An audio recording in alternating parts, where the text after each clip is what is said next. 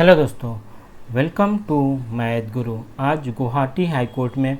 NIS DElEd से related मामला का लिस्टिंग था, जिसका जानकारी मैंने आप लोगों को 3 दिन पहले ही दे दिया था। इसका पहले ये केस 15 तारीख को सुना गया था, जहां पे मनदीप कालेरा सर के द्वारा लगभग 3 घंटे तक अपनी बातों को गुवाहाटी हाई कोर्ट में रखा गया था। उसके बाद से जो है असम गवर्नमेंट की तरफ से जो एडवोकेट थे, उन्होंने लगभग 40-45 मिनट तक अपने बातों का रखा था। फर्स्ट दिन यानी 15 तारीख का हेयरिंग देखने के बाद कहीं ना कहीं मुझे ये लगा था, या जिसने भी वो हेयरिंग देखा होगा सभी को यही लगा था कि हो सकता है गुवाहाटी हाई कोर्ट में एनआईएस डीएलएड का मामला थोड़ा बहुत फंसता हुआ दिख रहा था। लेकिन आज का जो हेयरिंग हुआ, खास करके मनदीप कालेरा सर के द्वारा कई सारे ऐसे एविडेंस लाए गए जो कि सिर्फ एविडेंस नहीं था, सुप्रीम कोर्ट के द्वारा लगभग मैंने जो देखा, मैंने कि हालांकि पूरा हेयरिंग देखा है, 10 से 12 जजमेंट जो कि सुप्रीम कोर्ट के द्वारा अलग अलग मैटर में दिया गया था रिकमेंड से रिलेटेड, उन सभी का रेफरेंस जो है आज गुवाहाटी हाई कोर्ट में मनदीप कालेरा सर के द्वारा 1 बाय 1 जो है दिया गया, जिससे जज साहब आज का हेयरिंग देखने के बाद काफ़ी ज़्यादा कन्विंस लगे एनआईएस डीएलएड के लिए। हालांकि 100% बोल पाना काफ़ी ज़्यादा मुश्किल है, क्योंकि अगर आप लोग हेयरिंग देखिएगा, मैंने ऑलरेडी आज का हेयरिंग का वीडियो पार्ट 1 और पार्ट 2 दो पार्ट में हेयरिंग हुआ था, दोनों ही वीडियो अपलोड किया। जज साहब एक एक पॉइंट को काफ़ी बारीकी से देख रहे थे। अब जजमेंट क्या आता है ये तो नहीं बोल सकता हूँ, लेकिन 15 तारीख के हेयरिंग के बाद से जो थोड़ा बहुत मैं भी डिमोटिवेट हो गया था, लेकिन आज का हेयरिंग के बाद मुझे लग रहा है कि कहीं ना कहीं एनआईएस डीएलएड के फेवर में कोई जजमेंट आ सकता है। 100% मैं फिर से बोल रहा हूँ कि मैं नहीं बोलूँगा, क्योंकि जज साहब एक एक पॉइंट को काफ़ी बारीकी से देख रहे थे। 12 से 13 सुप्रीम कोर्ट का जजमेंट का रेफरेंस दिया गया है आज के हेयरिंग में मनदीप कालेरा सर के द्वारा, जिसमें उत्तर प्रदेश, आंध्र प्रदेश, केरला, कई सारे रिकमेंड जो हुए हैं। हालांकि वो टीचिंग से रिलेटेड नहीं था, लेकिन कई सारे मैटर जो कि डॉक्यूमेंट वेरिफिकेशन से रिलेटेड था, या आप पहले एडवर्टीजमेंट जब इशू करते उस समय कोई और डॉक्यूमेंट और डॉक्यूमेंट वेरिफिकेशन के समय कोई और डॉक्यूमेंट मांगा जा रहा था। एक आपका असिस्टेंट कलर का और एक सीनियर कलर का ही मैटर था केरला का, जिसमें कहीं ना कहीं डॉक्यूमेंट को जो है बाद में चेंज किया गया था। पहले ग्रेजुएशन मांगा जा रहा था, बाद में जो सीनियर कलर के लिए यानी हेड कलर जिसको बोलते हैं उसके लिए पोस्ट ग्रेजुएट किया गया था, जिसको मद्रास हाई कोर्ट या किसी हाई कोर्ट एग्जैक्ट मुझे याद अभी नहीं है, वहाँ से कहीं ना कहीं उस डॉक्यूमेंट को सही पाया गया था। लेकिन जब सुप्रीम कोर्ट में वो मैटर जाता है तो सुप्रीम कोर्ट ने उस जो सेकंड नोटिफिकेशन था जिसमें ग्रेजुएशन को हटा के पोस्ट ग्रेजुएट मांगा गया था, उसको हटा दिया गया था। उसको कहीं ना कहीं सुप्रीम कोर्ट ने उस नोटिस को ही जो है कैंसिल कर दिया था। कई सारे डॉक्यूमेंट, कई सारे जजमेंट मनदीप कालेरा सर ने देखा, जो कि काफ़ी ज़्यादा अच्छा तरीके से जज साहब ने भी सुना है। इवन एक हाल ही में जो है सुप्रीम कोर्ट का जो जजमेंट आया था कि खेल के दौरान जो खेला का नियम नहीं बदलेगा, उसका भी जजमेंट मनदीप कालेरा सर के द्वारा दिखाया गया, जिसके बाद जो कोर्ट में जज साहब आज का जो हेयरिंग में काफ़ी ज़्यादा जो है पॉजिटिव मुझे नज़र आया। हालांकि उन्होंने कई सारे क्वेश्चन पूछा, लगातार एक एक सुप्रीम कोर्ट का जजमेंट देने के बावजूद, कई सारे दलील देने के बावजूद भी जो है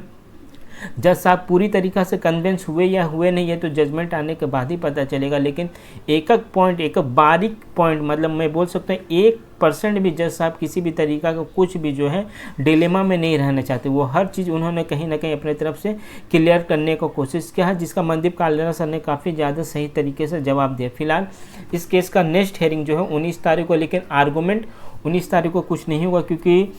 स्टेट गवर्नमेंट की तरफ से जो बातें रखना था ऑलरेडी 15 तारीख को उन्होंने रख लिया है। मनदीप कालेरा सर के द्वारा जो अपनी बातों को रखना था ऑलरेडी 15 तारीख, और आज के हेयरिंग भी लगभग 2 घंटा को उन्होंने रख लिया है। 3 पॉइंट में क्लेरिफिकेशन मांगा गया है आपको असम गवर्नमेंट से, एक यूडाइस से रिलेटेड, एक स्कूल मैनेजमेंट कमेटी से रिलेटेड, और एक सैलरी स्लिप से रिलेटेड। क्योंकि इसका पहले जो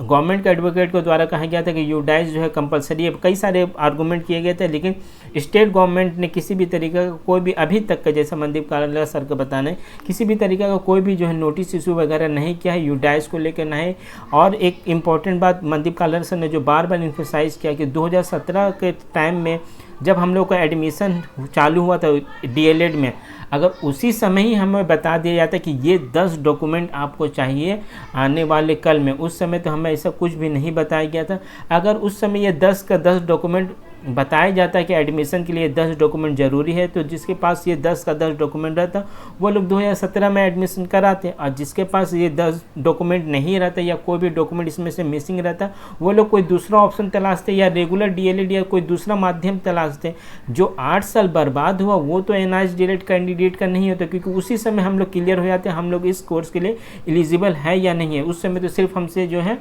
एक्सपीरियंस सर्टिफिकेट ही मांगी गया, तो फिर आज 8 साल बाद किस तरह से ये सारे डॉक्यूमेंट जो है राज्य सरकार मांग सकता है। लास्ट हियरिंग में राज्य सरकार के द्वारा आर्टिकल या कोई सेक्शन था, कोई धारा या लॉ था जिसमें 162 के तहत बताया गया था स्टेट गवर्नमेंट की तरफ से कि हम लोग जो है इस रूल के हिसाब से ये सब डॉक्यूमेंट मांग सकते हैं, जिसका आज मनदीप कालरा सर ने काउंटर किया और बताया कि 162 में जो लॉ है उसमें कहीं भी जो है स्टेटरी प्रोविडेंट यानी कोई भी उसको स्टेटरी या कॉन्स्टिट्यूशनल के बैकअप किया हुआ कोई लॉ नहीं है, यानी कॉन्स्टिट्यूशनल के हिसाब से वो लॉ सही नहीं है, जिसका मनदीप कालरा सर ने आज काउंटर किया। काफ़ी अच्छा हेयरिंग कराया गया मनदीप कालरा सर के द्वारा। जीत हार अपनी जगह है, लेकिन मनदीप कालरा सर के द्वारा काफ़ी कोशिश किया गया।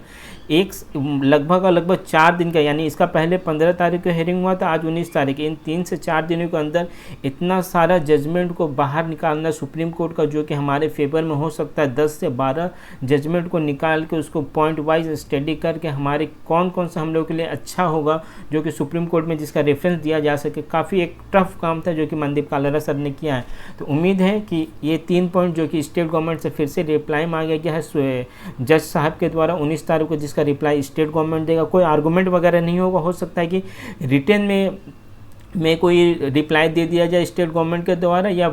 15 से 10 मिनट का फिर से कोई हेयरिंग हमें 19 तारीख को देखने को मिल जाए। इसके बाद से कहीं ना कहीं हमें जजमेंट देखने को मिलेगा। लेकिन सभी लोग जो भी एनआईएस डीएलएड के अभ्यर्थी है वो कहीं से भी बिलोंग करते हो, कोई भी स्टेट से बिलोंग करते हो, आप लोग प्रे करिए कि ये जजमेंट हमारे पक्ष में, ताकि कम से कम असम एनआईएस डीएलएड के अभ्यर्थी को ये जो एक लंबी लड़ाई चल रही है उसका कहीं ना कहीं लाभ मिला है। फिलहाल वेस्ट बंगाल में भी मैंने आप लोगों को सुबह में एक वीडियो के माध्यम से ऑलरेडी बता दिया है कि 24 तारीख को जो है आंदोलन के लिए सबको बुलाया गया है। एग्जैक्ट जगह अभी नहीं बताया गया, लेकिन डेट जो है फिक्स कर दिया गया है। आपके कौशिक दास सर का भी मैंने एक ऑडियो मैसेज आप सभी को बताया है। इसमें आप लोग डिफ्रेंशिएट नहीं करिएगा कि मैं 14 पास हूँ, मैं 17 पास हूँ, मैं 22 पास हूँ, मैं 23 में अपेयर हूँ, मैं आने वाले टेट में अपेयर हूँगा। सभी एनआईएस डीएलएड के इस आंदोलन में शामिल होना होगा, क्योंकि डिग्री अगर बचा रहेगा तो ही हम लोगों को जॉब होगा। और जो लोग रेगुलर डीएलएड में एडमिशन कर लिए, ये अगर वो ये सोच रहे कि मुझे क्या ज़रूरत है, अब तो रेगुलर डीएलएड करने में भी आपका 2 साल जाएगा, फिर आपको टेट पास करना होगा, फिर कब वैकेंसी आएगा, इसमें एक लॉन्ग काफ़ी लंबा प्रोसेस है। 17 के बाद जो है आपने देखा होगा 2017 में जिन्होंने एग्ज़ाम दिया था उनका रिक्रूटमेंट 2022 में आया था, और अपर प्राइमरी का तो 2014 के बाद से 2025 अभी तक कोई वैकेंसी ही हमें देखने को नहीं मिला है। एक गोल्डन अपॉर्चुनिटी है, 2026 से पहले प्राइमरी और अपर प्राइमरी दोनों ही वैकेंसी आएगा, और इन दोनों ही वैकेंसी में अपेयर होने के लिए कहीं ना कहीं एनआईएस डीएलएड डिग्री को ही हमें वैलिड कराना होगा, क्योंकि आप रेगुलर से भी डीएलएड किए हुए हैं तो आप लोग जब तक वो डिग्री पास आउट नहीं कर जाते आप लोग एग्ज़ाम में नहीं बैठने पाएगा। तो सभी को कोशिश करना होगा किसी भी तरीक़ा से इस डिग्री को जो है प्रॉपर तरीक़ा से वैलिड कराया जाए, और प्राइमरी बोर्ड के द्वारा जो नोटिस इशू किया गया है उस नोटिस को कैंसिल करवाया जाए। 24 तारीख को ही जो लोग कोलकाता हाई कोर्ट के केस में पिटिशनर बनना चाहते हैं वो लोग उसी आंदोलन के बाद से कहीं ना कहीं पिटिशनर का काम भी जो है चालू किया जाएगा। तो जो लोग पिटिशनर बनना चाहते हैं उनको तो आना ही है 24 तारीख को। लेकिन मैं यहाँ पे एक बात क्लियर कर देता हूँ, जो लोग 22 टीचर रिक्रूटमेंट में पार्टिसिपेट किए हैं वही लोग सिर्फ पिटिशनर बनेंगे, लेकिन सभी एनआईएस डीएलएड के अभ्यर्थियों को आंदोलन में शामिल होना है। तो उस दिन आंदोलन के बाद जो है पिटिशनर बनाने का भी काम चलेगा। तो NIS DElEd west Bengal NIS DElEd के लिए काफ़ी ज़्यादा इंपॉर्टेंट है। हालांकि एनआईएस डीएलएड का मसला कई सारे राज्य में फंसा हुआ, जिसमें उड़ीसा हो गया, आपका तेलंगाना हो गया, बिहार में हालांकि 99% में बोल सकता हूँ बिहार एनआईएस डीएलएड का प्रॉब्लम सॉल्व हो चुका है, लेकिन क्योंकि अभी तक उन्हें ज्वाइनिंग नहीं मिला है, वो लोग स्कूल में अभी तक पोस्टिंग नहीं हुए, तब तक उनका भी लड़ाई जो है ये जारी रहेगा। तो सभी एनआईएस डीएलएड कैंडिडेट से मैं रिक्वेस्ट करूँगा कि आप लोग प्रे करिए और अधिक से अधिक वेस्ट बंगाल एनआईएस डीएलएड 24 तारीख वाले धरना प्रदर्शन में शामिल हुई। एनआईएस डीएलएड से रिलेटेड या टीचिंग एग्जाम से रिलेटेड कोई नया अपडेट आएगा तो मैं आपको देने का कोशिश करूँगा। चैनल पर नए हैं तो चैनल के साथ बने रहें। Thank you.